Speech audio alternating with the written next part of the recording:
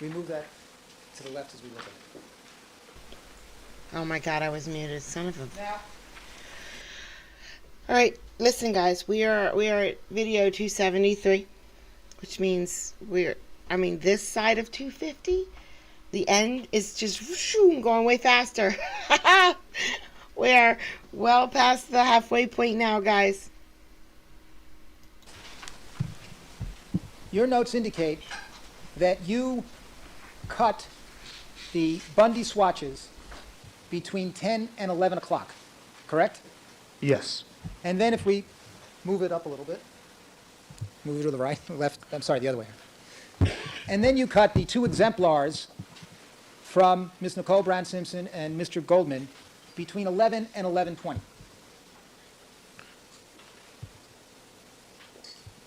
.41 and .42, yes. Okay. Now,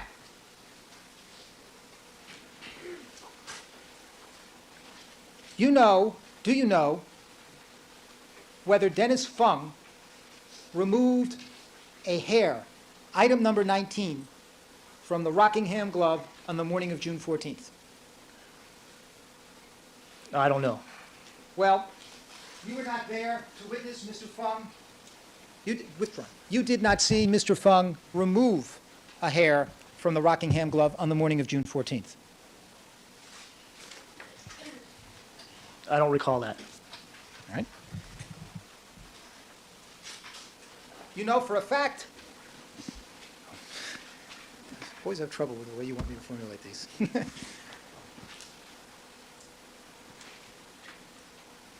Is it true, sir, that Mr. Fung never removed a hair from the Rockingham glove after you did cuttings on June 14th?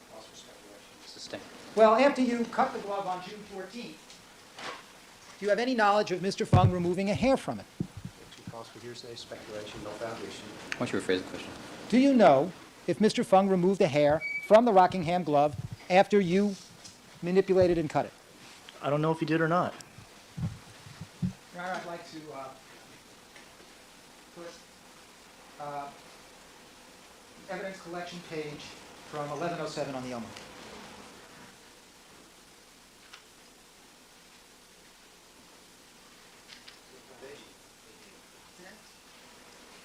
No, it's a mark for identification. No, this is a piece of paper. It's minor difference perhaps in procedure. This is evidence. There's nothing in evidence, counsel. No, Your Honor. Why don't you approach with the court reporter, please?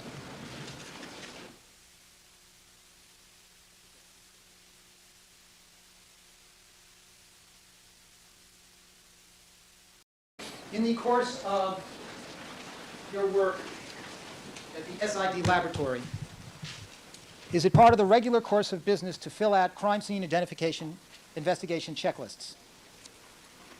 For crime scene investigations, yes.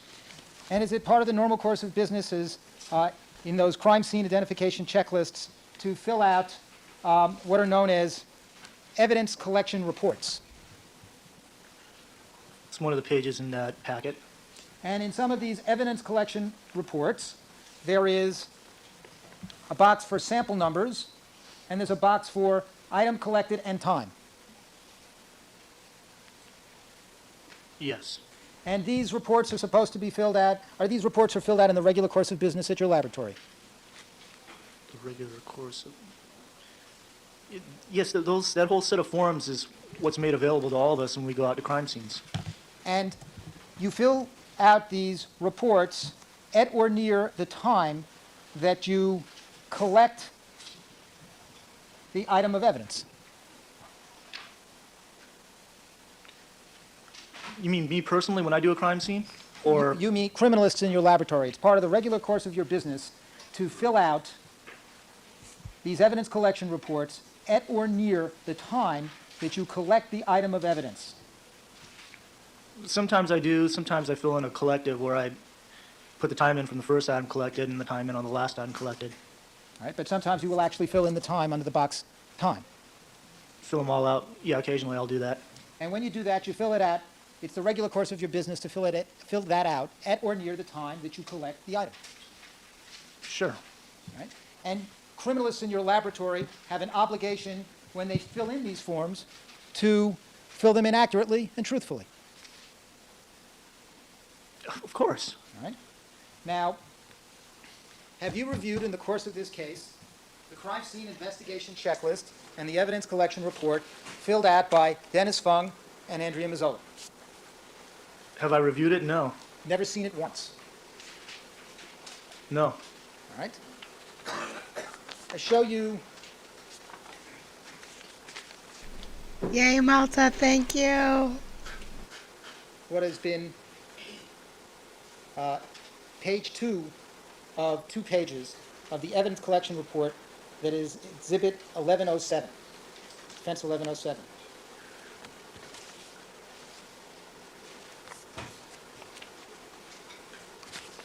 Is this page one of those evidence collection reports page that's filled out in the regular course of your business at SID? Yes. And is it the regular course of your business at SID for criminals to fill that out accurately?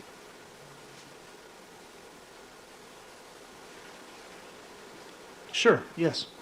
And are they supposed to fill it out sometime at or near the time that they locate the item, collect it, or put in the time? Yes. Your Honor, I would offer This these 2 guy- pages from the evidence collection This sheet guy of is so 1107. done with these questions. He's done. He can't do it no more. Do you rely on the evidence collection reports of other criminalists in the course of your work on a case? Do I rely upon them? Yes. Remains irrelevant on the scope. Overruled. Well, I might utilize them in reference. Would you rely on the information in this report to be accurate, even though you didn't create the report yourself? Objection, that's irrelevant. Overruled. I would assume it's correct. Your Honor, I would offer it now. Sustained. Would you rely, as part of your formulating your expert opinion about how crime scene samples are handled in this case, would you rely upon the evidence collection reports filled out by Dennis Fung and Andrea Mazzola? Objection calls for speculation. It's beyond the scope of this direct examination. Overruled. Still hearsay. Overruled. I think I would rather have a discussion with them and then have them explain and tell me that this is reference material for certain areas. So in other words, what I'm saying is I'd rather have it in conjunction with physically speaking with them, because they're their notes and not my own. They might have their own personal styles of writing and taking notes. In terms of the time that hair and fibers might have been removed from the glove, is the evidence collection report an item that you would generally rely upon in formulating your expert opinion about crime scene samples in a case? Objection, that's irrelevant. Overruled.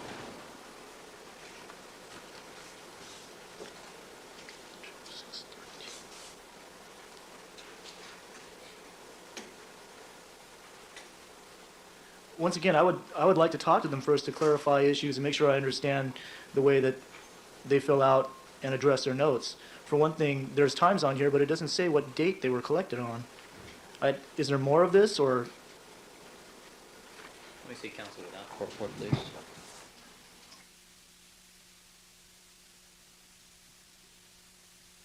You're blocking juror number 7. Which might have been the one that was kicked off. We don't know. I hope he's yelling at him. Yell at him. Punch him. Punch him, punch him. Come on, Ito. Ito, you can reach him. His nose is right there. Just poop.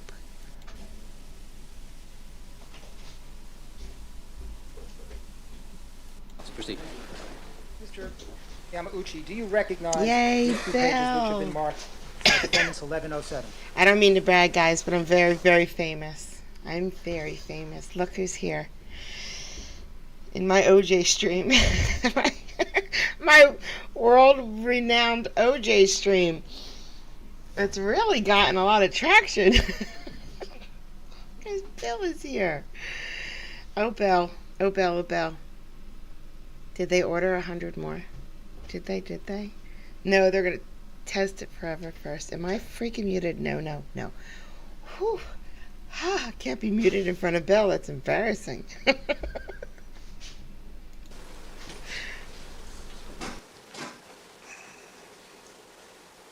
They look like part of the crime scene note packet.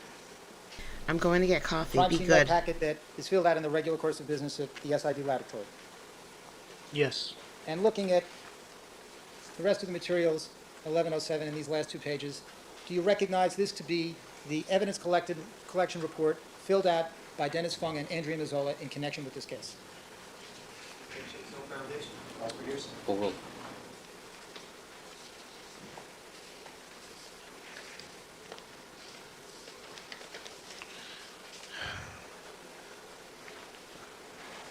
I don't see any initials or anything like that on there, and I can't say that I could recognize their style of writing or anything.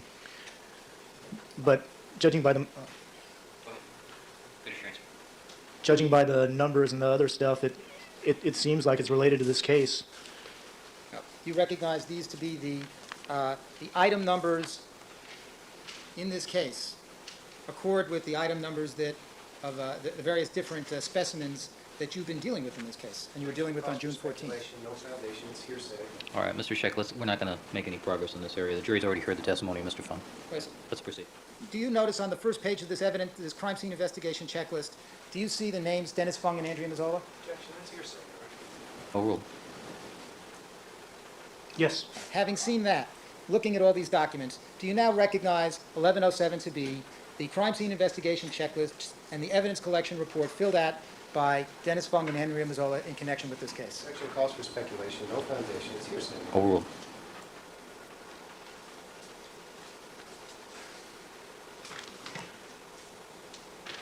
Yeah, I guess I take your word for it. All right, let's move on.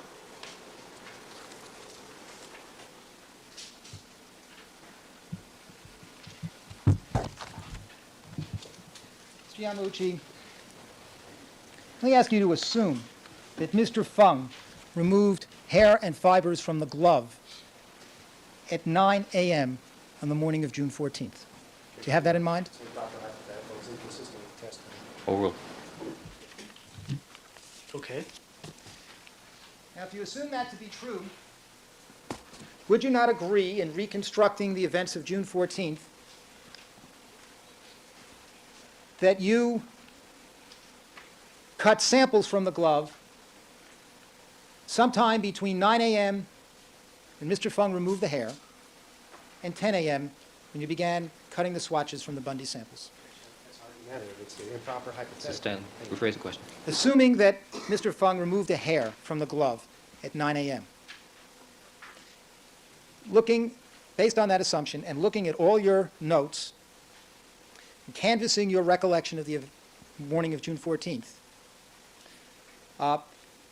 do you believe it likely that you cut samples from the glove between 9 a.m. and 10 a.m. on the morning of June 14th?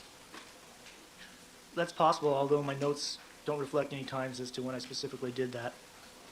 We understand your notes don't reflect times, but Not on that particular item. I didn't write the time down. in reviewing the glove entries with you this morning, did you not agree that in terms of the listing of the items and the order in which you put in your notes, that it is likely that you cut samples from the glove before you cut the Bundy swatches? Objection, that's argumentative. Overruled.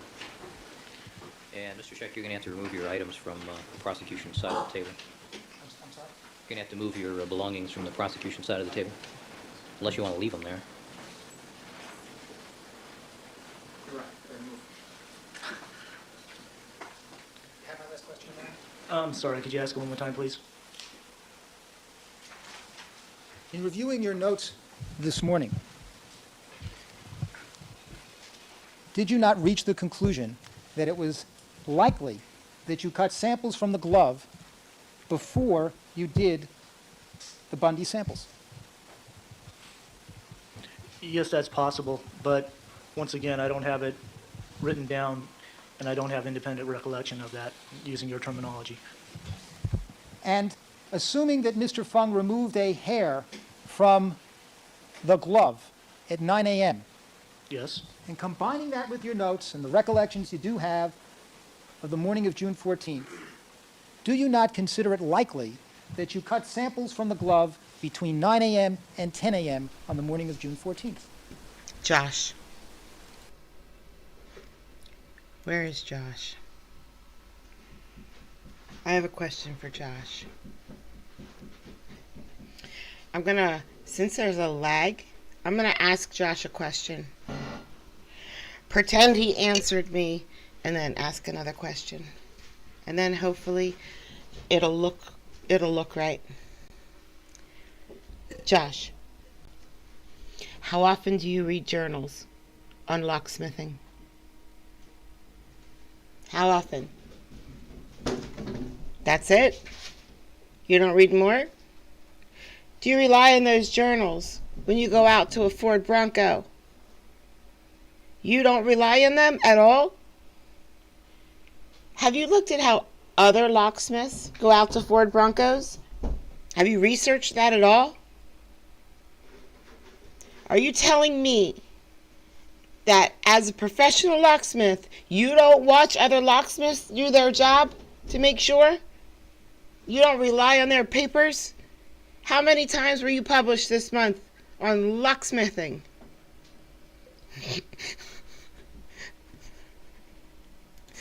Yes, that makes sense. Okay.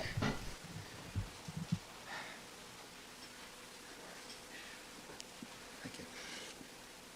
Your Honor, I'd like to have a diagram I'd like to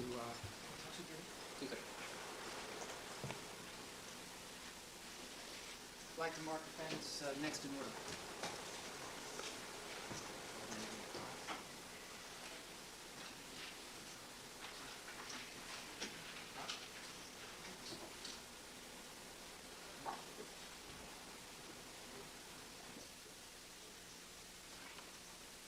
So I watch a lot of I watch a lot of memes.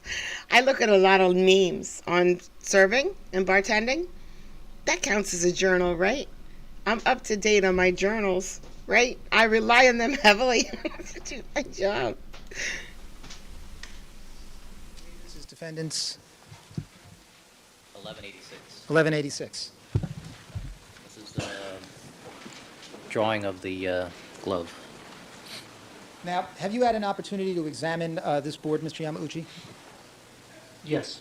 And you examined this with Mr. Harmon the other day, Friday.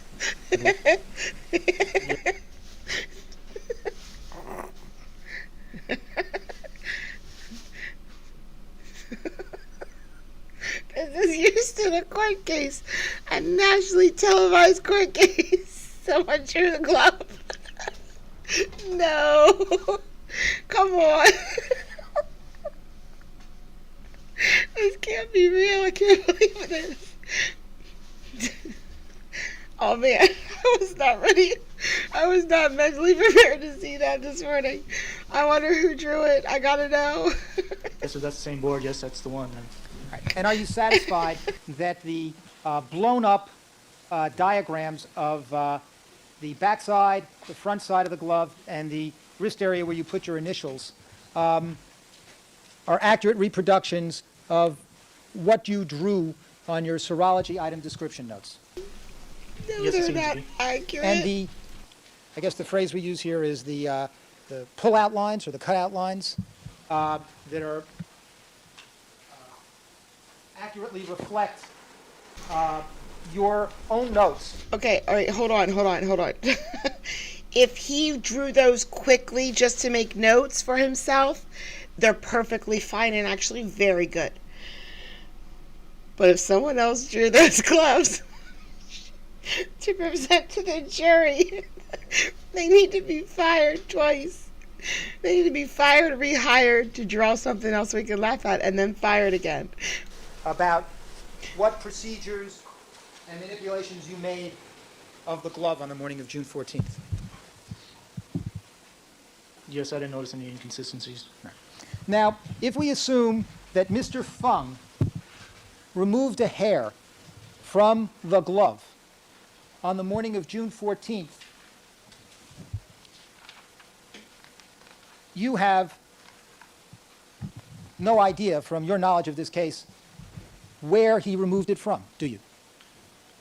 Where Mr. Funk? No, I don't know where he removed anything. And you have no idea whether or not he was wearing the same pair of gloves that he used to handle the crime scene specimens when he removed a hair from this glove on the morning of June 14th. Of course I don't know what he did. Now, in your training, have you been taught that it is fundamental criminalist procedure to take a photograph of an item of evidence such as this glove before anyone in the crime lab alters it? That's not his job. It's not his job, Ito. Ito. I would say that's a good idea, and it's something that I would practice on most occasions. But to give it that much emphasis, not necessarily. Are you familiar? You've been working at SID for how many years? 5 years? 5 years. Have you ever come in contact with a document known as a crime scene field unit protocol and procedures manual? Objection beyond the scope of the record. Overruled. First time I ever heard about that was during this case. Well, since this case began, have you had an opportunity to look through the crime scene field unit protocol and procedures manual? Objection, it's irrelevant. Overruled. It's beyond the scope of the Overruled. No, I've never looked at that. Never looked at it. In the course, well, you have served on the crime scene field unit for SID, have you not? Yes, I've had field duties. You've gone out to crime scene and collected evidence, Yes. and you received training on how to do that. Yes. And some of that training, I take it, is part of the SID oral tradition. Could In other you words, be more specific about that? What you you were mean by that? instead of getting any written instruction sheets on what to do, you were given oral instruction about what to do. I've been to a crime scene investigation class from the California Criminalistics Institute, as well as have been to numerous seminars and training sessions at SID. Did you go to what they call an SID mini academy? I don't know if that's what it's called, but we had seminars on Thursdays.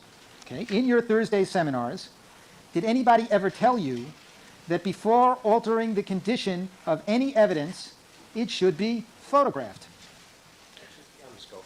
Overruled. Well, the items of evidence are photographed as they lay in the field by the photographer and the criminalists that are at the scene. And when they come back, well, quite often we'll remove bloodstains and things like that from them. It's not always critical to photo document them at that point. One reason that I would is if I was going to alter it in some way, like make a cutting. And that's, in this case, what I did. Would you consider removing a hair from a glove, altering it?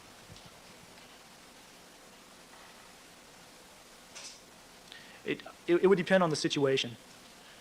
Let's try this one. Would you consider removing a hair from the Rockingham glove, altering the evidence, altering item number 9? Objections, argumentative, calls for speculations beyond the scope. Sustain.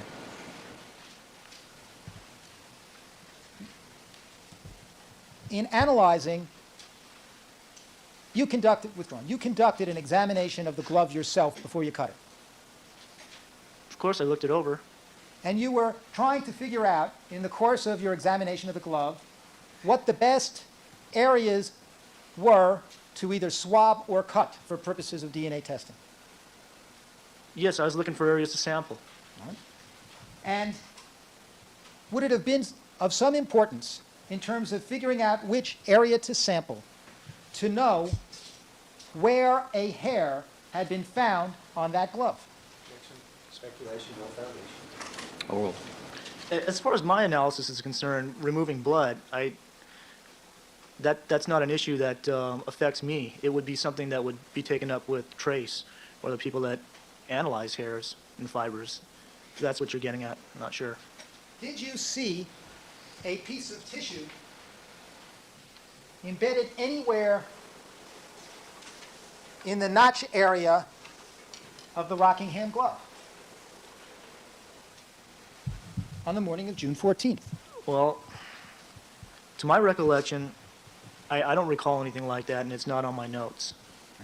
So to the best of your knowledge, you can tell us whether there was a piece of tissue in the notch area as well as a hair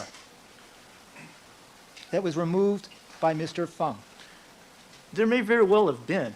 I try not to manipulate that item, overly manipulate it, and I concentrated it on what was important to me, which was the sampling process for Would- the DNA PCR. In terms of trying to determine whether or not there could have been cross-contamination of this evidence item, would it be important for you to know when Mr. Fung touched that glove, where he touched it, and what he was wearing when he touched it? Objection, it's argumentative, calls for speculation, no foundation. Sustain. Do you have any concerns that in the course of manipulating this glove, employees of SID might have transferred small amounts of blood to the glove? Misstates the testimony, no Sustained. foundation. I'm asking, do you have any concerns that that could occur? Calls for speculation. Sustain. In the course of examining and cutting evidence for purposes of DNA testing, is it important that SID criminalists engage in conduct that prevents cross-contamination? Of course that's important. Right? Based on your knowledge Oh, he's so annoyed. of what can cause cross-contamination, would you consider it an unsound practice for Mr. Fung to have been handling the blood swatches from Rockingham and then, without changing gloves, remove a hair from the wrist area of this glove? Objection, misstates the testimony, calls for speculation, no foundation. Sustain. Would it be unsound practice for Mr. Fung to have manipulated the blood swatches and then, without changing gloves, removed a hair from some location of the glove? Objection, no foundation, calls for speculation. Sustain. You don't know what Mr. Fung did in removing the hair from this glove, do you? No, I don't. Now, in terms of your own manipulation of the glove, you conducted a number of different procedures before you even did a cutting. Is that correct? If you're referring to the phenolphthalein test, Is that one thing you did? yes. Now, before you did the phenolphthalein test, did you do anything else in examining the glove? Well, anything else like what? Could you be specific? Did you touch it with your hands, with gloved hands? Did I touch it with gloved hands? Yes. Yes, I would have to touch it with gloved hands. Well, do you know where did you examine the gloves in the evidence processing room? I think you've indicated you did. The glove, not gloves. Yeah, this glove, This the glove Rockingham right glove. here. Yes. And assuming that you did it after you created the Fitzgo card, do you know where, in relation to the Fitzgo card, you conducted these manipulations of the glove? I remember working on that glove on the, not on the table, but on the bench area next to the paper, the clean paper. Not on the table? The table where the evidence was on. So there's one, the evidence is on the table at the back of the room where the hood is, right? Yes. All right. Incidentally, weren't there two other cases going on in the evidence processing room that day? I don't know. You don't recall seeing any other evidence items out from any other case? I saw a lot of evidence. I don't know if it was all from the Simpson case or it could have been from some other cases. So, arrayed along the tables in the evidence processing room was evidence from the Simpson case and evidence from other cases. Objection, that misstates his testimony. Sustain. Was there evidence from other cases out on the tables in the evidence processing room, as well as the evidence in this case? Well, there might have been. I don't know. All right? You can't recall as you sit here today. It wasn't something I asked. Well, I'm only asking about what you saw. Okay, what I saw is a bunch of packaged evidence as if it'd been collected at a crime scene, Okay. and it was back on that table. So you do recall seeing other packages of evidence as well as the evidence in this case? Well, I don't know. Misstates his testimony. Sustained. Other packages? Oh, I don't know if they were other. At that point, I didn't know if it was related or if you're saying there's another case there, I wouldn't doubt it. Do you, as you sit here today, have a specific independent recollection as to how far away this glove was when you manipulated it from the Fitzgo card and Mr. Simpson's reference to it? Well, that was about 10 to 15 feet. It would be about the same as the rest of the evidence. Now, did you put your initials in the wrist area of the glove first? No, I initialed it last. How do you know that? That's my practice. Okay, you don't independently recall it, it's just the way you do things. I know, so cute, so cute. I remember doing it last. And when you initialed that glove, you had to grip it in the wrist area in order to write your name, didn't you?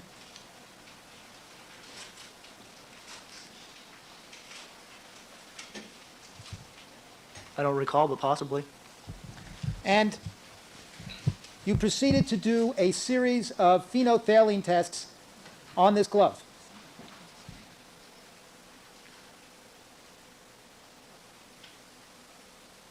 You mean after I initialed it? I thought you said you initialed it last. Right. So, well, you said you proceeded, and so I just wanted to clarify that. Okay. Do you know where you started? It would be in area A? It's most likely that I followed that ABCD pattern. All right. Makes sense. So you did a phenolphthalein test by taking a Q-tip and swabbing area A. Is that right? I took a clean Q-tip, moistened it with sterile water, and then swabbed that area. All right. And then you did a cutting.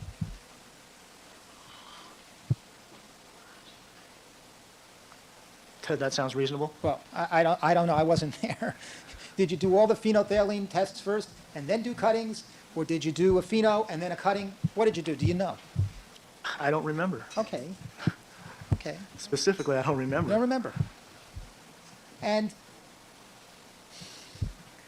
when you did your cuttings, did you use that scalpel again with just one hand? When I do cuttings, I use a scalpel, and yes, I can manipulate it with one hand. So do you actually have an independent recollection that you cut the glove at every point indicated as sample cutting with just one hand without gripping that glove with the other hand?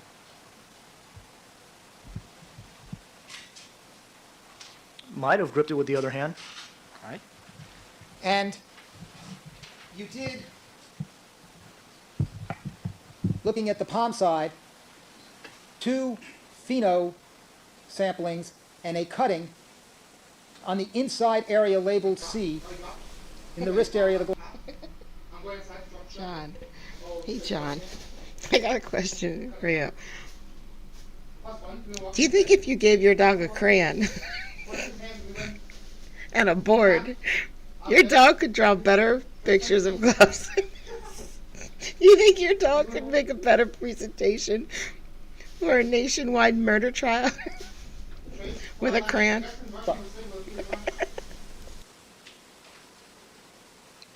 Yes. And you did pheno tests, 2 of them, on the back side of the glove in the wrist area. Yes. And at the end of this process, you initialed the glove on the inside in the wrist area. Yes. Your Honor, I think that Yes. All right, ladies and gentlemen, we're going to take a brief recess for 15. Please remember all of my admonitions to you, and we'll reconvene in 15 minutes. Mr. Yamaguchi, you can step down.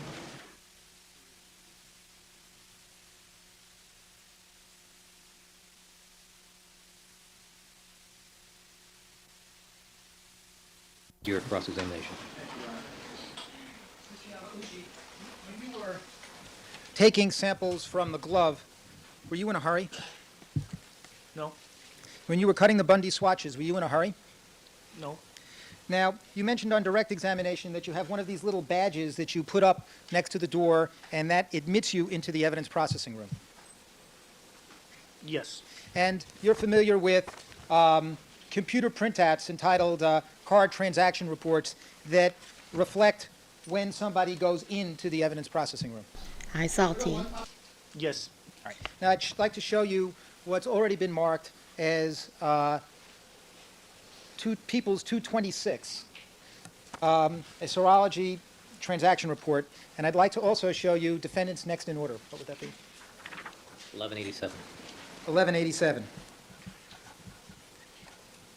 And I'd like you to compare 1187 to 226 and tell us if 1187 is a fair and accurate summary of all the different entries on the transaction report for June 14th into the evidence processing room that bear your name. And just to help you out, it's page 1. Objection 226 is hearsay at this point, it's not an evidence. Overruled.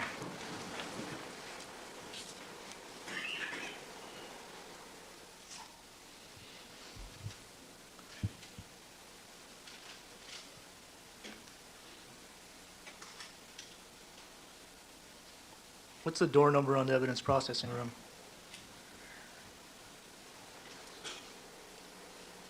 18.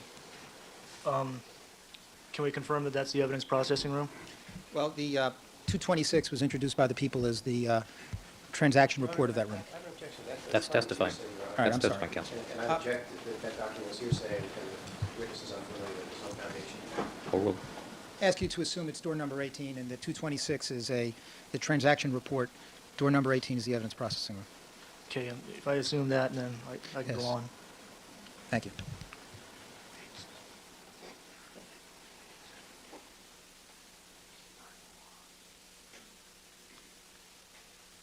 Do you need a straight edge, Mr. Yamuchi? Thank you, but I'm okay. Right.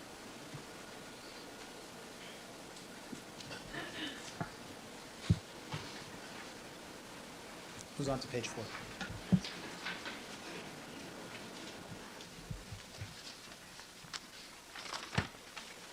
This one? Okay. Okay.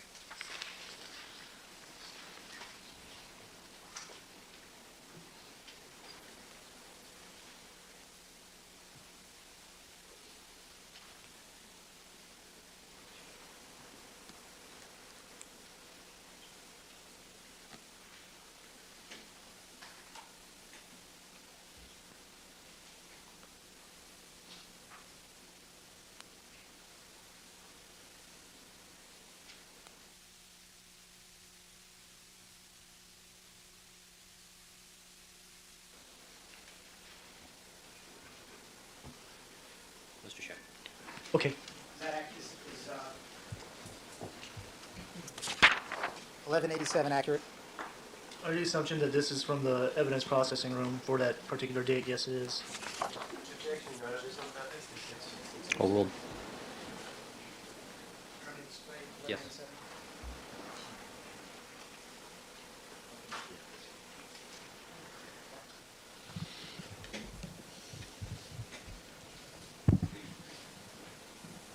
Okay, now, the transaction record would indicate these are all entries, correct? That's how the system works? Yes. All right.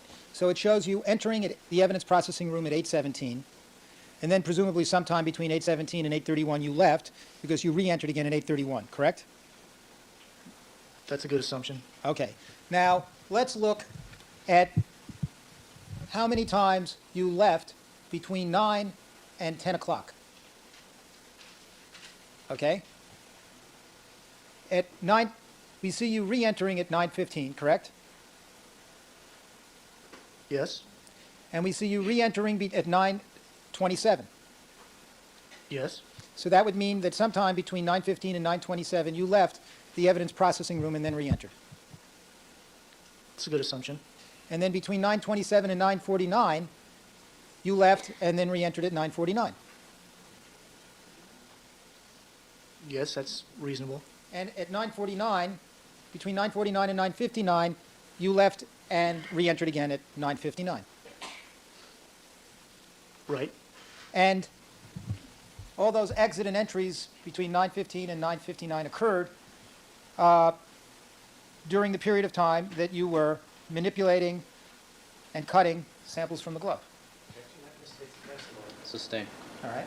If we assume that you started manipulating and sampling the glove sometime after 9 a.m., would it be fair to say that you entered and exited the evidence processing room at the times indicated on 1187 during the period that you were manipulating and cutting the glove? Objection calls for speculation, has no foundation. Sustain. Do you recall entering and leaving the evidence processing room while you were manipulating and cutting the glove?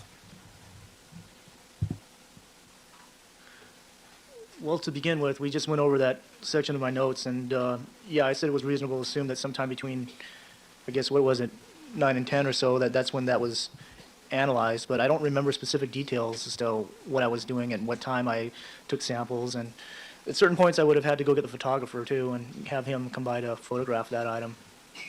So, I don't know. The photographer in question is who, if you recall? It's either John Taggart or Mike Wilson. Well, looking at the entries on 226, tell us entries you see on the morning of June 14th for Taggart and Wilson and the times. Objection calls for speculation, no foundation. Overruled. John Taggart, 824. Okay, hold on. Uh-huh. Given your reconstruction of the events of the morning of June 14th, do you believe that Taggart entered at 8:24 and took a picture of the glove before you manipulated and cut it? Objection calls for speculation. Sustain. Rephrase the question. As best you can recall, given your notes and records and recollection, did Taggart come into the evidence processing room at 8:27 and take a picture of the glove? Like I said before, I don't know if it was John Taggart or Mike Wilson. All right. Would you look at the transaction report and see if there's when the next entry for Taggart or Wilson is? For Wilson, it's 847. All right. Do you recall Wilson entering the evidence processing room at 8:47 and taking a picture of the glove? I don't recall which one of them did it. I asked John Taggart to take the photograph, and I'm not sure if he did or if Mike Wilson did. So, you are certain, are you not, that the photograph taken of the glove was after you had manipulated and cut? No, I had it photoed beforehand, before I did the cutting. Didn't you testify on direct examination that the photograph of the glove was done after you initialed it, manipulated it, and cut it? No, I don't believe so. Misstates the testimony. Say rephrase the question. Do you recall what you said on direct testimony with respect to when the glove was photographed, before or after you manipulated it and cut it? On June 14th. Well, I'm sorry, On June 14th. on June 14th. I believe I said before, because the whole idea behind photographing it before is because I was going to cut it. So I wanted to have a photo documentation of it as how it looked before I did the cuttings on it. Have you ever seen a photograph of the Rockingham glove in a condition prior to the cuts you made on it? Objection assumes facts not in evidence. Overruled.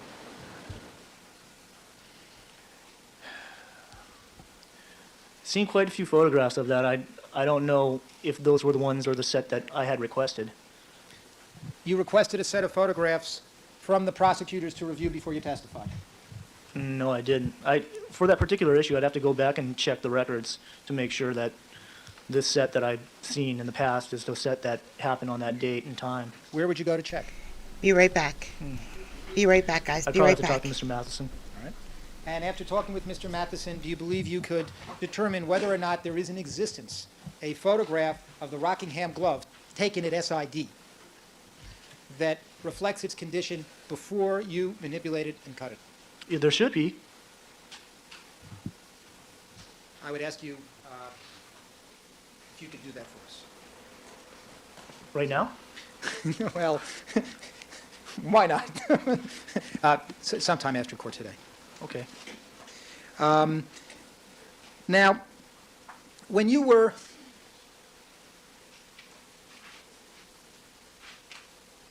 I'm putting up page 5 of your notes.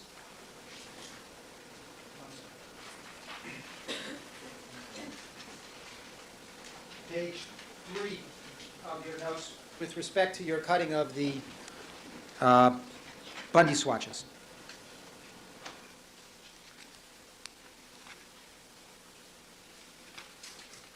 Now, you recall on direct examination that you took out some envelopes and paper, and you demonstrated for the jury how the process that you went through in cutting the swatch, putting it in the bindle, putting it into the test, putting a part of it into the test tube, and packing it. You went from one to the other. Do you recall that? Into the microcentrifuge tubes? Yes. Yes. You recall standing up in front of the jury here and taking out those envelopes and demonstrating? Yes, I recall that. Okay. Now, when you did that demonstration, didn't you leave out one aspect of your activities that you engaged in when you cut the swatches? Well, what aspect is that? Well, I call your attention to your notes, page 3. When you were going through the process of unpacking the bindles, cutting the swatches with a scalpel in one hand, with that same hand putting it into the microcentrifuge tube, and before you repackaged them and went to another bindle, didn't you make a drawing? Yes. So that was part of your activities as you went through the Bundy samples.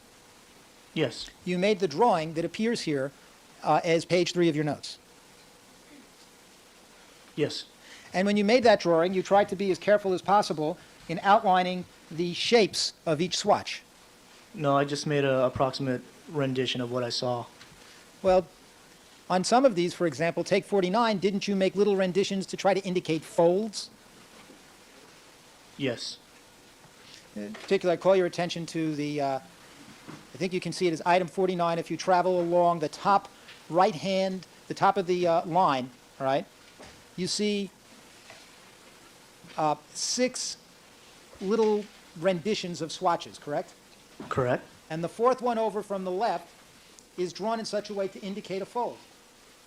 Yes. And many of the other drawings here, you tried your best to indicate irregularities in the sizes and shapes of the swatches. Yes, I try to do that approximately. And you didn't take a picture of the swatches. No. That's not a practice in your laboratory. No, it's not. It's never been an issue. Okay. Now, this process of cutting the swatches and drawing them, you did carefully. Well, I took some care in it, but keep in mind, these are approximations. I don't want to say that they're exact duplicates of the exact size of them. No, I'm It's not just talking now to about get the a general drawings. idea. Not talking now about the drawings. I'm talking about the process of opening the bindles, cutting the swatches with one hand, putting the swatches into the microfuge tube, making your picture, repackaging the swatches. You did all that carefully. Of course. You didn't want to rush through that, did you? No. Because you weren't changing gloves. Well, if something got on my gloves, I would change it. Or if I had inadvertently touched a swatch or something, then I would change it. But I do my manipulations with the scalpel blade, and so there isn't necessarily a need to change my gloves. I thought it was your firm testimony, well, I'll rephrase it. I thought it was your testimony that you were sure that you had not touched a swatch with your glove when you went through this manipulation process and cutting process of the Bundy swatches. You're right, I don't recall touching any swatches. Oh, okay, you're sure of that? Yes. Didn't change your gloves? I wouldn't see any reason why I would have to, no. And you actually told us, I think this morning, that with respect to sample 49, two of these swatches were actually stuck together and you had to pull them apart. Sustain. Now, you did these cuttings, well, let's see, 117, there was a total of 4 swatches?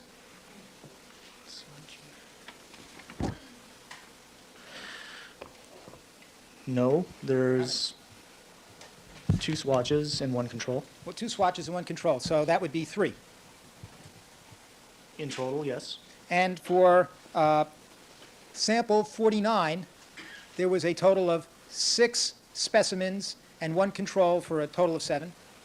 Yes.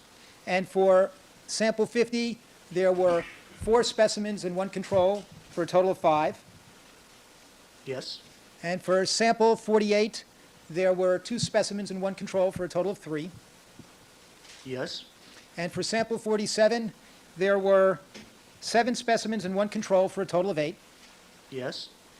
And you went through this entire process of cutting the swatches with the one hand, putting it into the test tubes, drawing your picture, opening the bindles and closing the bindles. You did all that in 1 hour. Yes. And that would come down to, on an average, about 12 minutes per item. Yes. And you're certain that you didn't touch any of the swatches with your glove, Yes. and you weren't in a rush. I wasn't in a rush. Now, you testified on direct examination to, well, let me move back for just 1 second.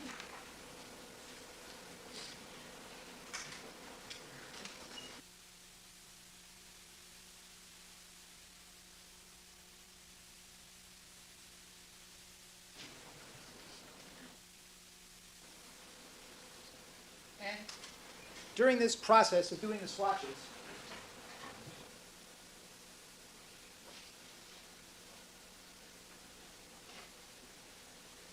you went in and out of the evidence processing room between 10 and 11?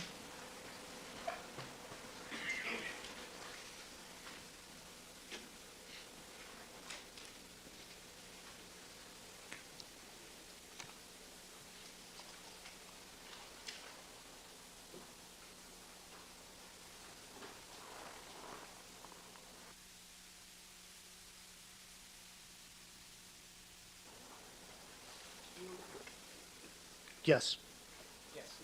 The chart indicates an entry at 10:05, 10:54, and 10:59. Okay. Yes. Now, when you received these coin envelopes from Dennis Fung, each of them was closed. I'm talking now about the Bundy samples, They weren't sealed. but they were closed. Yes. And you opened them up, Yes. and you looked at the bindles, Yes. and you did not see one initial of Andrea Mazzola on any one of those bindles from the Bundy samples, did you?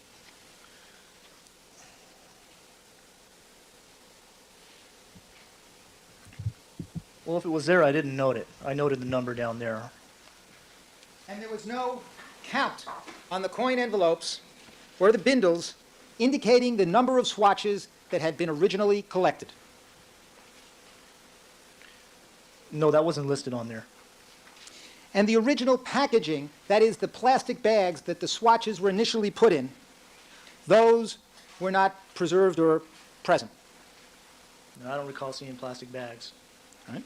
And we cannot test now the plastic bags, the blood on the plastic bags, to compare that, any DNA typings from that blood with the typings from the swatches, can we? Well, for one thing, if I didn't see the plastic bags, I really can't even testify as to their existence. Okay. Have you ever used plastic bags to collect blood swatches? Objection beyond the scope. Sustain. In Mr. your Scheck, ex- why don't you turn the podium towards the witness, please? I'm sorry. In your experience in the evidence processing room, have you ever seen the plastic bags that the wet swatches are brought in? Yes, I've seen that in my experience, and I've used that technique myself.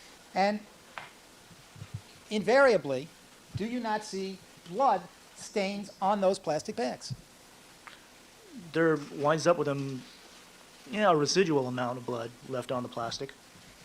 Now, in your training and readings as a criminalist, have you not been taught that all original packaging of evidence items ought to be preserved as the chain of custody of an item proceeds. Objections, argumentative, false speculation. Overruled.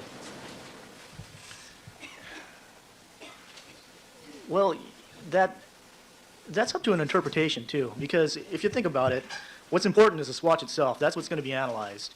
This background piece of plastic that it's being placed on is just something that's supporting it. It's not intended to be analyzed. What's intended to be analyzed are the swatches, and that's what not initially, but eventually gets dried and booked into evidence.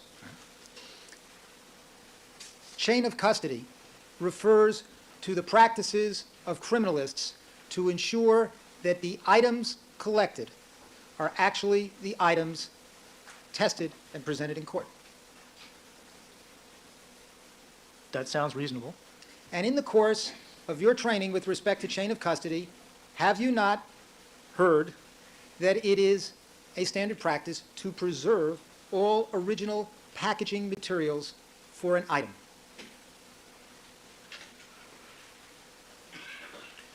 Yes, and I think that's specifically designed to look at items of evidence such as a glove or something that's animate, not something that's a blood swatch where you're collecting a stain on the wall or something like that.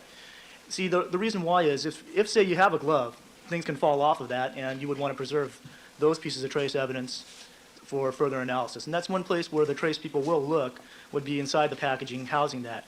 But when we're talking about a blood swatch, what we're interested in are the types on that particular stain. If you consider that plastic, that's all that's doing is acting as support to dry the stain or transport it. It's not changing any of the types that are on that particular stain. What's important, Mr. Scheck, is the stain itself and the information that can be gained by that.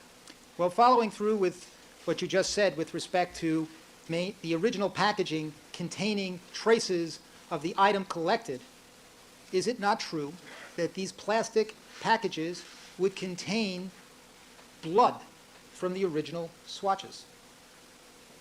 Yes, but you've got to... Is that true? Yes or no? Please explain. Let him finish answering the question. All right, please finish.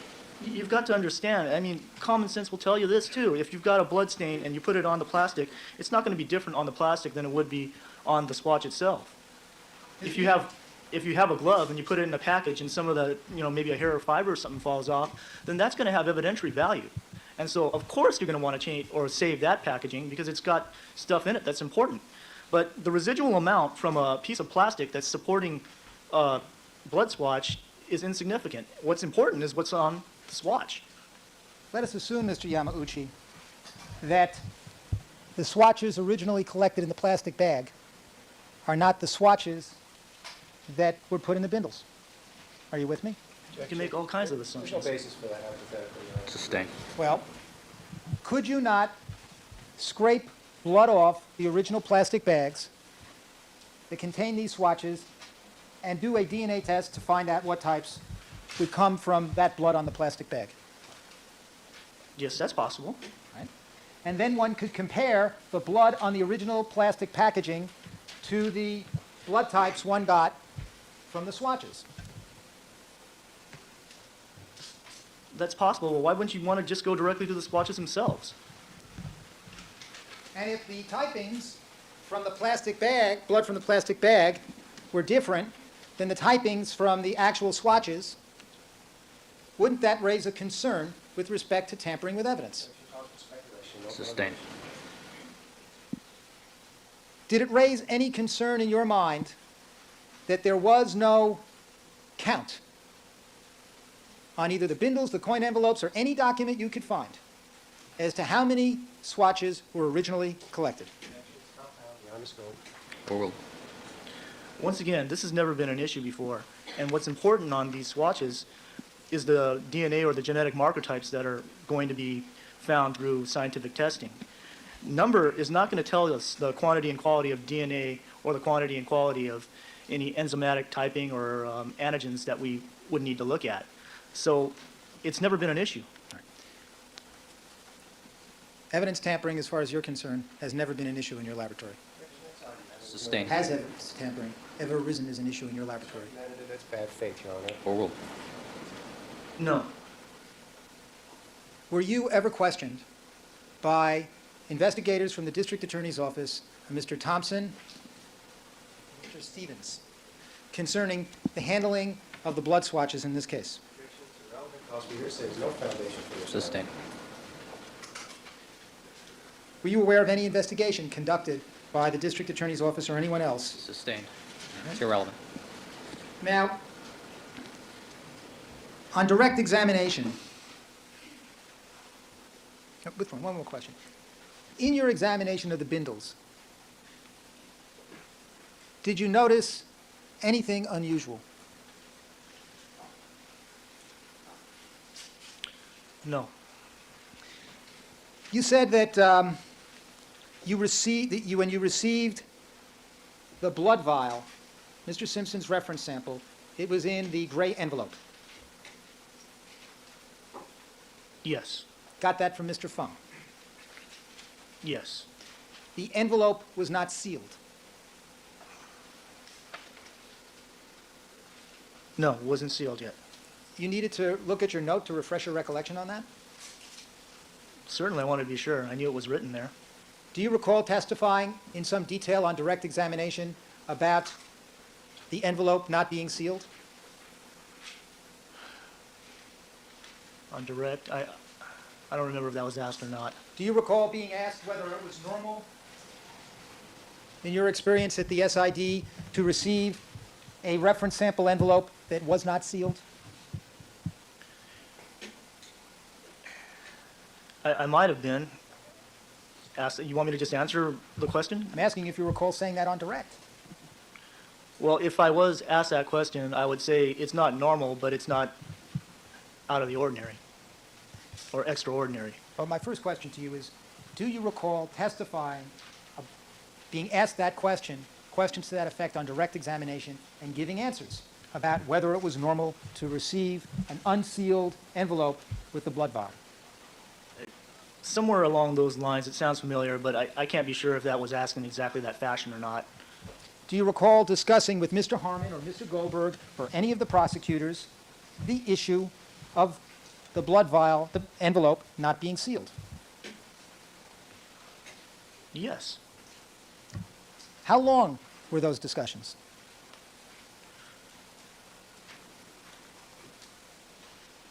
Not very long at all. They asked me if it was or was not, and I told them, no, it wasn't. They asked me if, Excuse me, you said no, it wasn't? Your Honor, this is about the 100th time Yes. today. I'm sorry. Mr. Scheck, I'm sorry. it is at least the 10th time. There won't be an 11th, will there? Your Honor, my apologies, but Proceed. I'm allowed to object when the answer is not responsive. You are, but you're not allowed to interrupt the witness when they're testifying. You go ahead, Mr. Yamaguchi. okay, where was I? You were telling us about your conversations with the prosecutors, and they asked you whether it was normal to see an unsealed envelope containing a blood vial. You gave him an answer that it wasn't, and then you were about to say something else. Occasionally, we work on evidence items that have not yet been booked. And so for that reason, it's not completely out of the ordinary.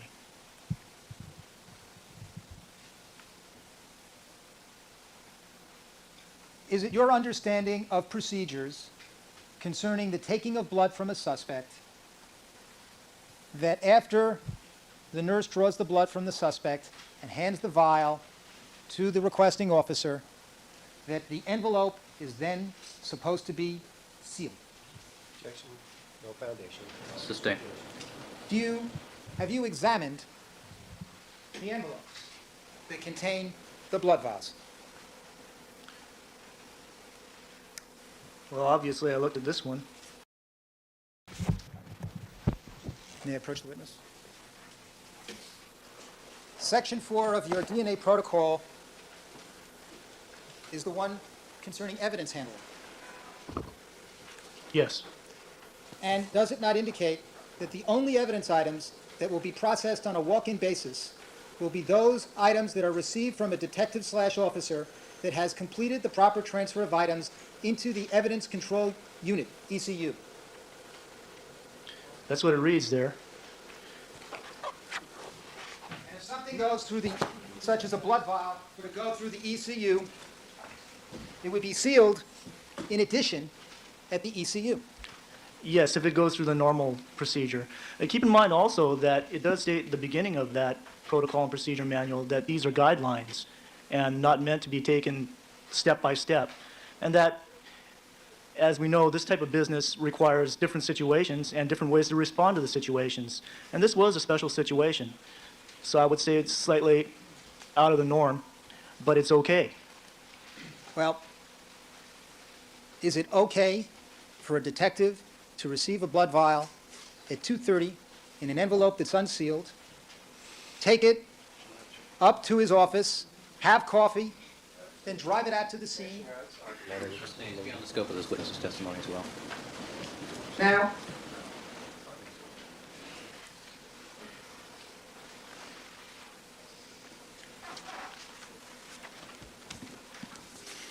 you were asked on direct examination about removing blood from Mr. Simpson's blood vial on June 25th. Recall that? Yes. Now, have you reviewed the records in the serology item description notes and the serology case summary sheet that refer to the withdrawal of blood from Mr. Simpson's blood vial for purposes of conventional serology testing?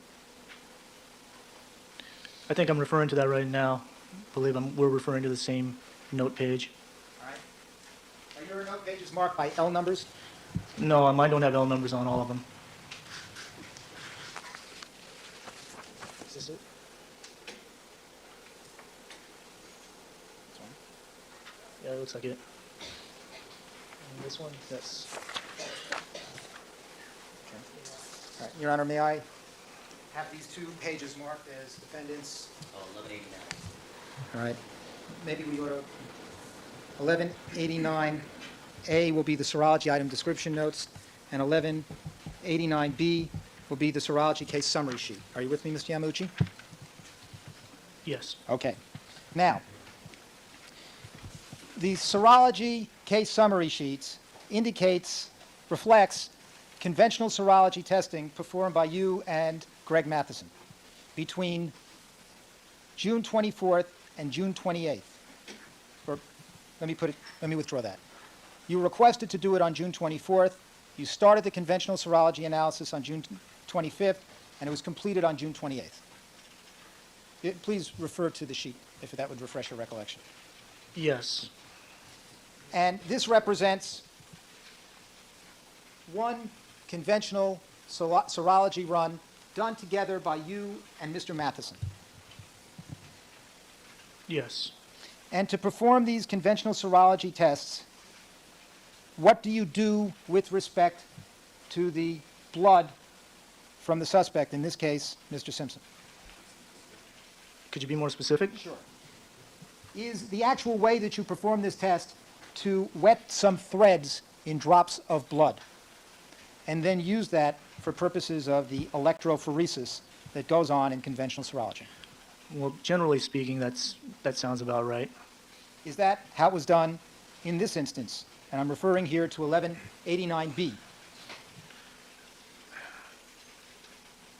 Well, when I did the reference bloods, I did pretty much in that fashion, what you just described. All right.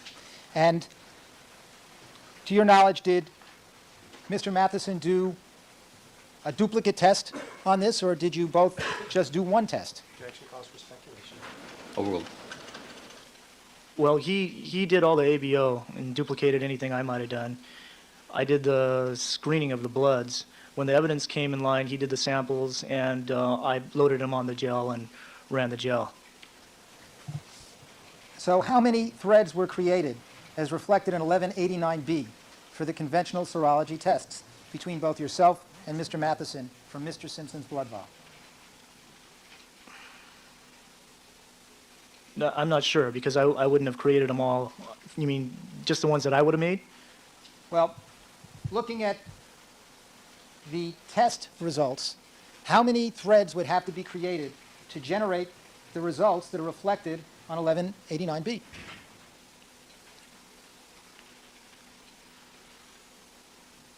At least two, I would say. All right. And so you did one and Mr. Matheson did one.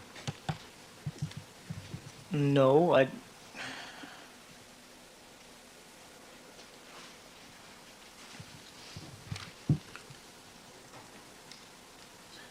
I would have done two. There's, wait, one, two.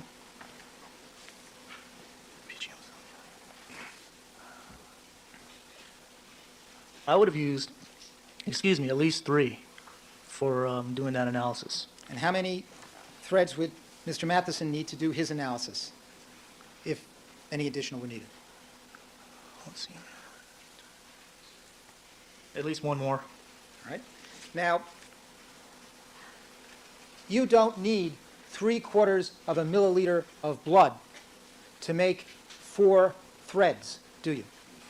No, but when you're doing the forward and reverse typing for the ABO, you need a decent quantity because you want to get separation between the blood cells and the plasma.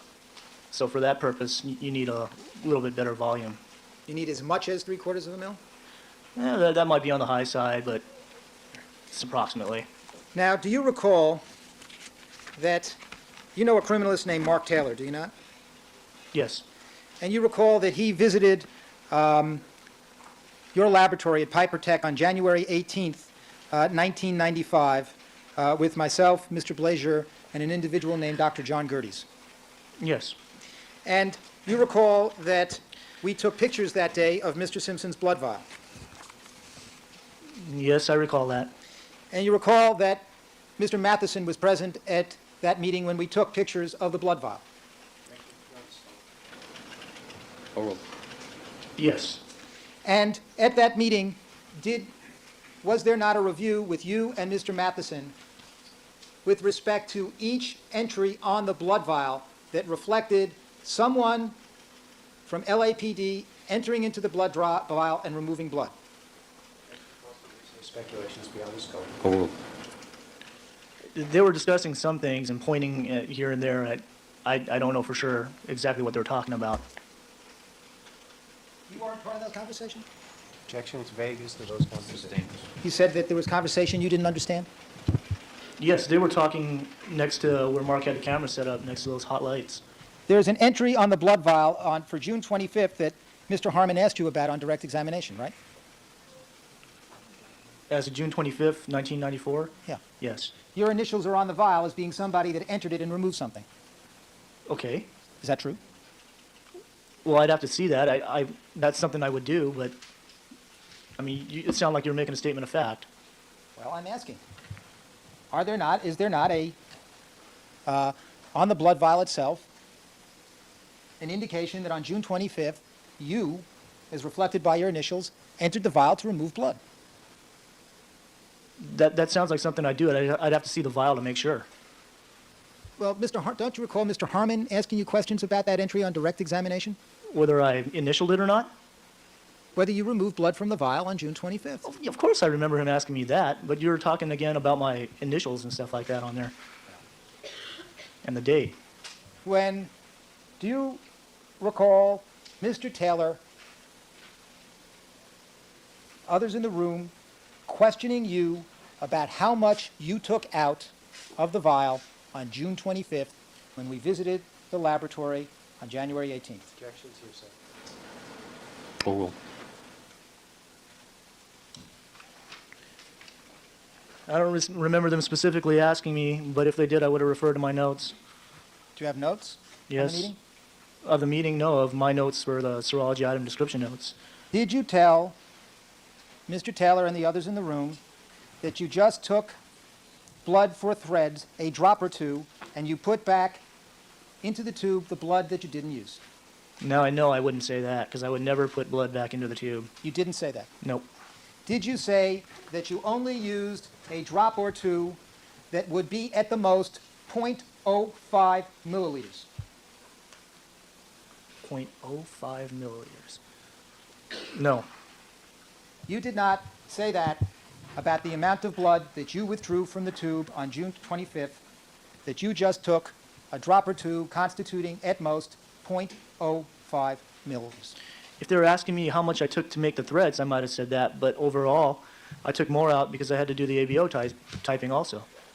My question is, did you tell Mr. Taylor and others in the room that you took just .05 milliliters to make threads when you went into the vial on June 25th? If the question was, did I make threads, how much did I take out to make the threads? Yes. Do you have, as you sit here today, an independent recollection of how much blood you took out of the vial on June 25th? Looking back on my notes, I have approximately 3/4 of an ml. All right. And there is nothing, you're looking now at the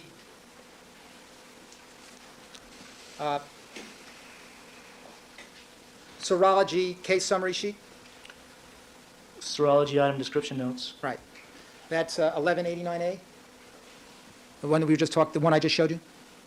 Was one or the other. And that note reflects 1/3 of a milliliter being withdrawn, correct? Yes. But there is no notation in any notes of Mr. Matheson taking 3/4 of a milliliter on June 27th. Objection, it calls for speculation. Sustain. Sustain. All right. Mr. Scheck, we need to take a comfort Hello. break for the jurors. We'll take a 5-minute comfort break, all right? Hey, jurors who want to step into the jury room, feel free to do so. I don't know why he's taking a break, because he still has to ask the same question 1,000 times. Did you say this on examination? I would just say, I don't remember. I don't remember. When Sustain. you We'll get take the up question. in this seat, people keep asking you all these stupid freaking questions. Are you supposed to remember all of them? That's exactly how I would answer every single one of those questions. He keeps Have you asking the ever- same question. I would keep giving him the same dumb answer. Yes. Withdrawn. Was there ever an incident of contamination in your laboratory which the people at the DNA unit believed came from the kits supplied by Roche? Objection, calls for speculation, not foundation. Sustain. Why don't you cut the question in half? All right. Was there ever an incident in your laboratory involving contamination from kits? Objection, calls for speculation, hearsay, not foundation. Overruled.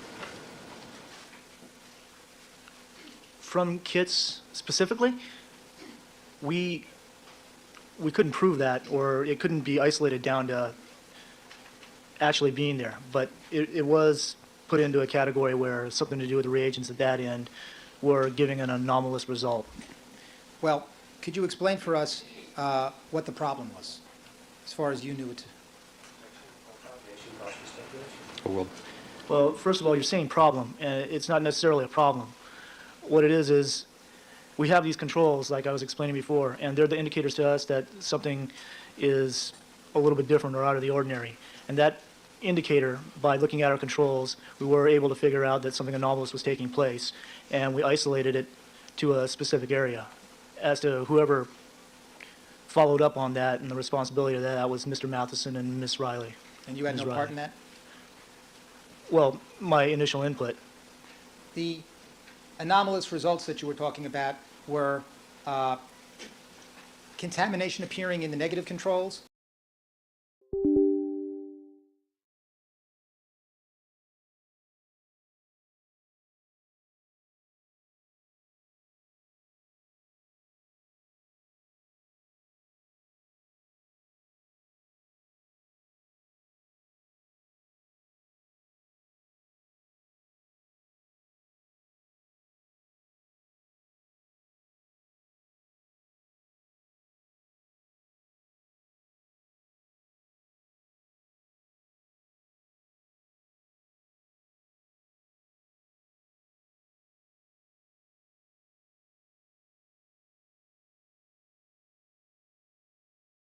Indicators to us that something is a little bit different or out of the ordinary.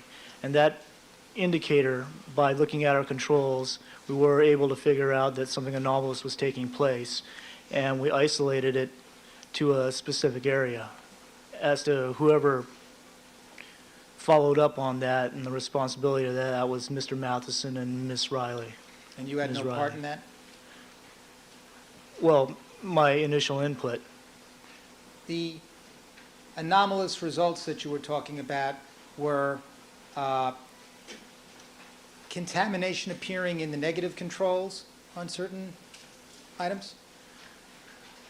Well, the negative controls were showing activity, yes. Positive controls? Positive controls were typing as they should. And as a result of the contamination in the negative controls, you examined some of these strips yourself, did you not? Yes. And you tried to make a determination when you examined them as to whether or not there was contamination in the laboratory. Well, yes, we would have to discover that, whether or not it's something to do with our handling process or some other area. There's ways of troubleshooting that. Did you participate in that investigation as to the source of the contamination? Initially, to a small extent, and then Aaron Riley handled the rest. Were you informed about all the other steps that were taken to investigate the contamination? We discussed her train of thought and her rationale. What As to- I'm sorry, you finished? Yeah, as to what her conclusions were and so on and so forth. What were the conclusions that were reached as a result of this investigation of the contamination? Sustained. Did you subsequently operate on the premise that this contamination incident that you've just described was limited to just a series of bad lots in kits that you received from Roche? Also speculation, yourself. Courtroom. There was some correlation, yes. To your knowledge, did Roche indicate that any other laboratory had problems with those kits? Sustained.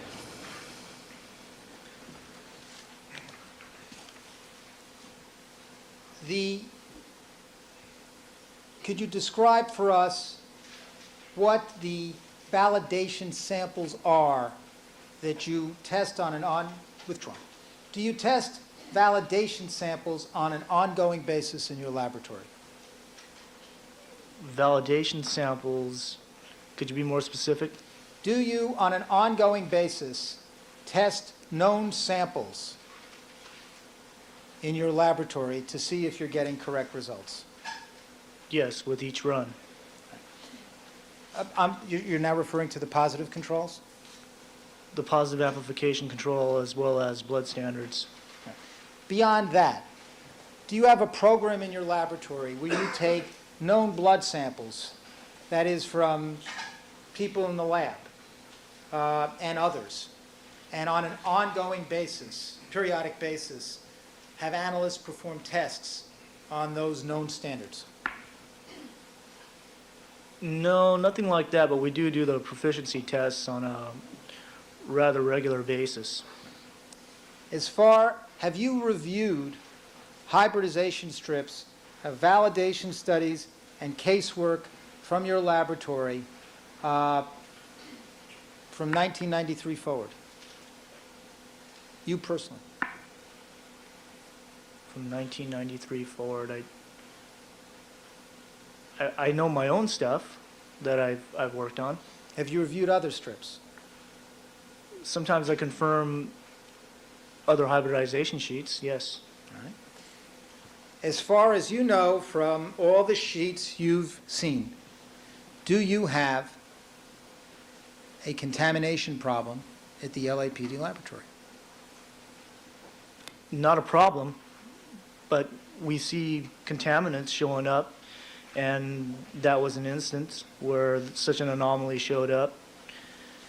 And it's not outside of the ordinary from any other lab. That's why we have these controls set up within these systems to indicate to us that there's something there or possibly not there. Now,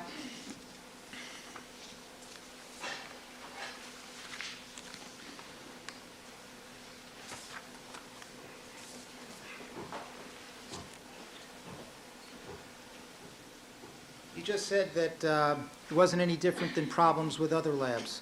How much familiarity do you have with work of other laboratories with respect to issues of contamination?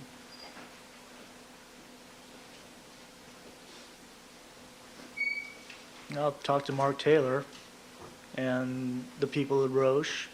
That's why they have these controls set up within there to indicate if anomalies occur or there's something to look at and consider. May we move now to the socks? And what I would request is that we put out some paper, the witness put out some gloves, and we put the socks out pretty much in the same area that we had them before when we conducted the direct examination. All right.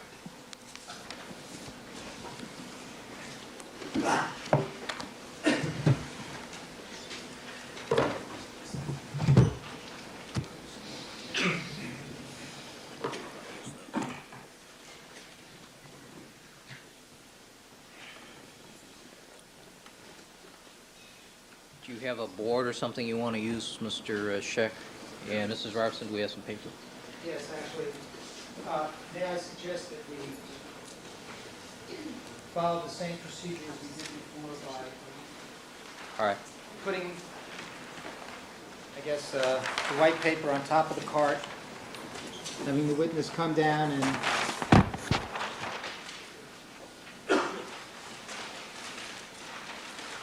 the socks, and I'll put up the socks.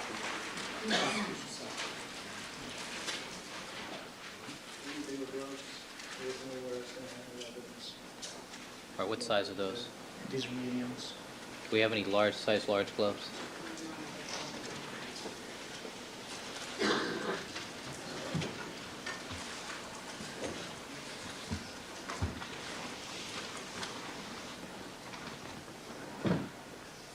Mr. Scheck, we have one minor problem here. We don't have the right size gloves.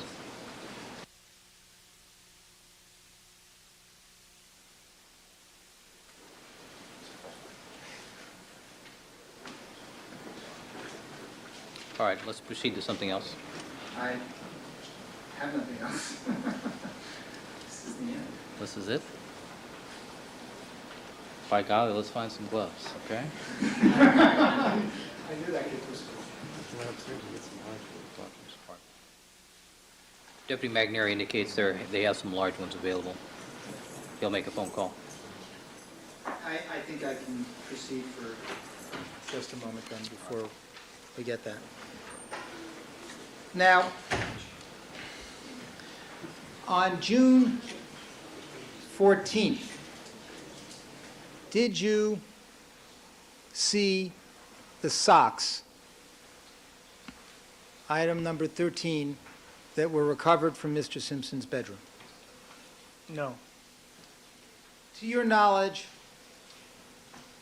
on June 14th or 15th, or at any time prior to August 4th, was a photograph taken of the socks?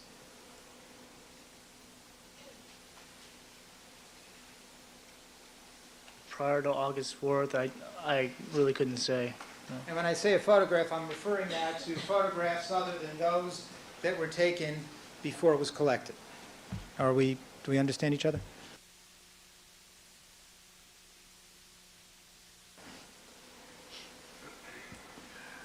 No, I wouldn't know. All right. Now, do you recall a visit by Dr. Michael Baden and Dr. Barbara Wolf to the LAPD lab in June of 1994?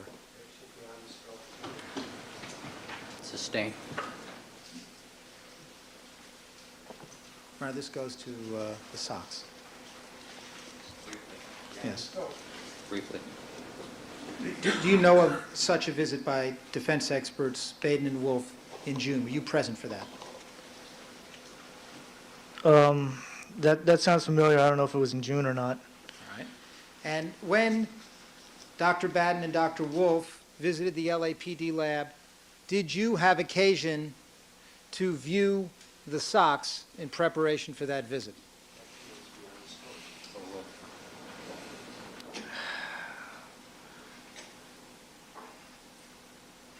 Do you have any specific dates? Well, would June 22nd help? Did I see him on the 22nd? Well, actually, what I'm asking you is, do you recall seeing them in preparation for the visit or during the visit of Dr. Baden and Dr. Wolf? I'm not sure. I didn't take notes that day. And I don't have independent recollection, using your own terminology. Well, so you do recall a visit by Dr. Baden and Wolf where you were present, Yes. and items of evidence were displayed, but they were in bags. Some more, yeah. And Dr. Baden and Dr. Wolf, to the best of your knowledge, were not allowed to handle and examine them. Is that your understanding and your recollection? I recall them asking to see certain items and then asking if they could look at them with magnifying glasses and stuff, and basically we're obliging them. Do you recall seeing the socks during that visit? I can't recall specifically. I didn't take notes, and then my Michelle Kessler was taking notes. Now, on June 29th, well, actually, now that he's outfitted with the gloves, maybe we should, could you please come down here, Mr. Yamauchi, and if you would, open the envelopes, remove the socks, and lay them out.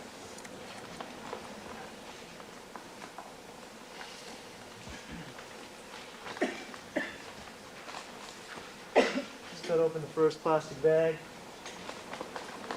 The second plastic bag's already been cut.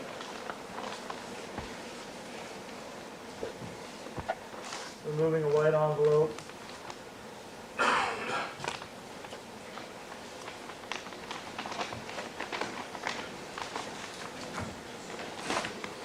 Removing a brown paper bag from the white envelope.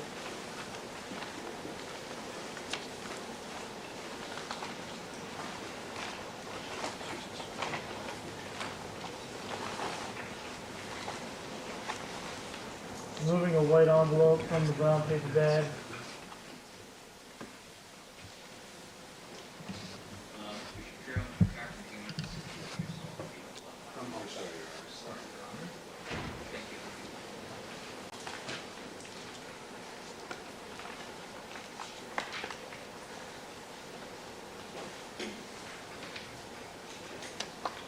Removing one sock. Removing the other sock from the white paper envelope. And then the socks out. Now, Mr. Yamauchi, could I ask you to move the various pieces of packaging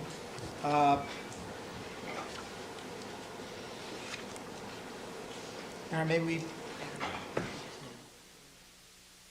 that's good. Your Honor, could we just turn the paper around so the socks are closest to the jury? Yes.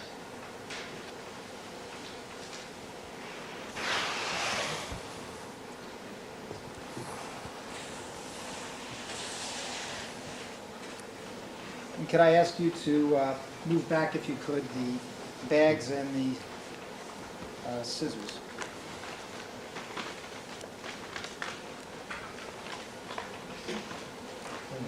Yes. Now, on June 29th, you were part of an analysis of the evidence in this case that was being conducted by yourself, Mr. Matheson, and Michelle Kessler. Objections beyond the scope, it's also argumentative. Sustain. On June 29th, did you have occasion to review various items of evidence in this case? Objections beyond the scope. Overruled. Yes, we looked at various items together. And that was you? Is that Yes. correct? It was Greg Matheson, Yes, and it was Michelle Kessler. yes, And Michelle Kessler is the head of the laboratory. she is now. And at that time, where did you conduct this examination of evidence? We're in Michelle Kessler's, I believe we're in her office. And Mr. Matheson was the one that was keeping notes, Yes, and you were the one that was actually taking the various items of evidence out and displaying them for the group. yes, on a lot of items I was displaying them. And the purpose of this examination of each item as evidence was to make an assessment as to what kinds of serological or DNA tests should be performed on the various items of evidence. Yes, and at that time when we explained, once again, Was that a purpose of the examination, Yeah, sir? Again, Yes. I that's moved 11, to, Your Honor. I asked him a specific question. I did not ask for an overall explanation. I moved to strike the rest of Re-ask his your question. answers. The answer is stricken. Did you go through the items of evidence collected up to that time, one by one? I'm not aware of, well, yes, we looked at them one by one, but I'm not aware of what all evidence items were looked at. I was along there to assist in the way that I'm trained. Well, let me show you. You're familiar with the handwritten summary that was made of this review on June 29th. Yes, that looks like the one that Mr. Matheson was making out. Can I mark this defendant's next in order, Your Honor? Document that I think previously had been referred to as Exhibit K, 1190. 1190. Now, 1190 appears to you to be the sheet that Mr. Matheson was filling out with respect to the various items of evidence that the three of you were reviewing.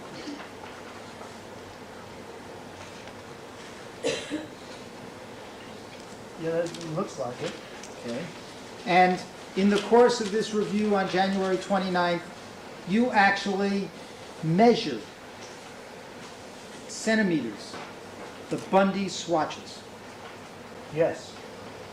You took out a ruler and you didn't even touch the swatches, you just got near them and made your best measurements. Yeah, and excuse me, in millimeters, I believe. we Millimeters? measured it in, I'm not sure.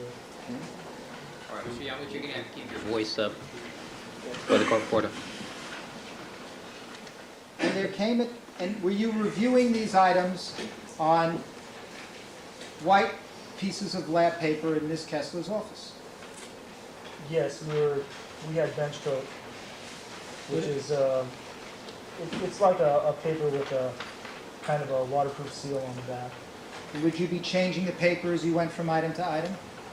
Yes, unless we're looking at swatches, which have their bindles underneath them, not allowing them to touch the table. Now, there came a time when the three of you looked at the socks. Objection, that's argumentative, calls for speculation. Sustained. Did there come a time when the three of you looked at the socks? If it's in there, we took a look at it.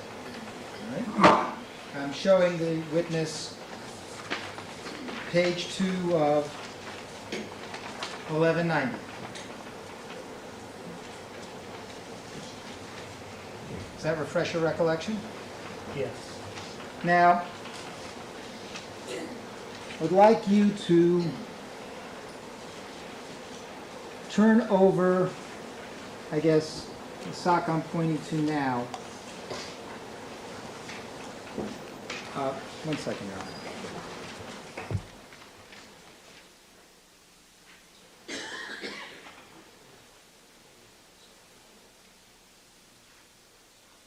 There's a sock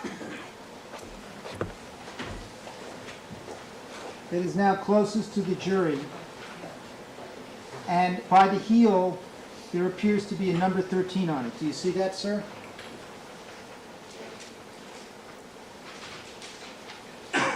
Yes. All right. Now let me just ask you to come to the board with me, which is 262A. I'd ask you to look at what's been depicted as sake Okay. and the photograph to the right of sake.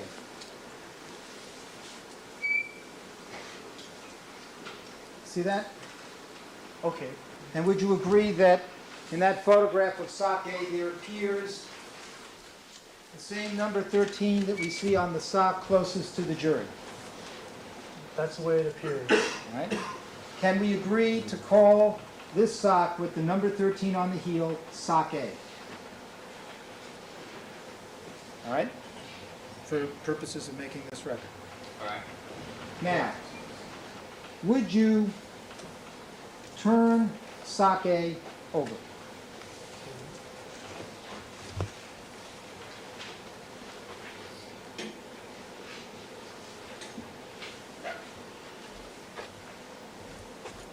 Do you see an arrow pointing upwards with the number 13 on sake?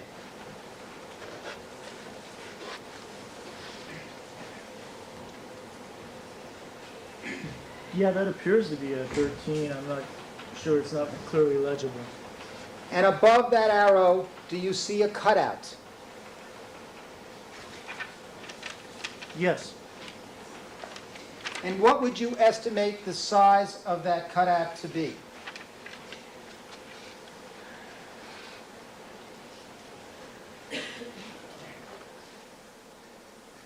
Rough approximation, approximately 4 by 1 centimeter.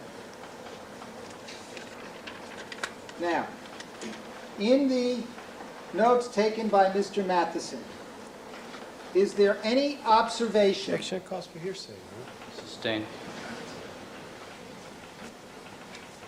do you know of any notation being made by yourself or anyone else on June 29th of seeing a reddish stain in the position of the cutout on sake? Objection calls for speculation, there's no foundation. Sustained.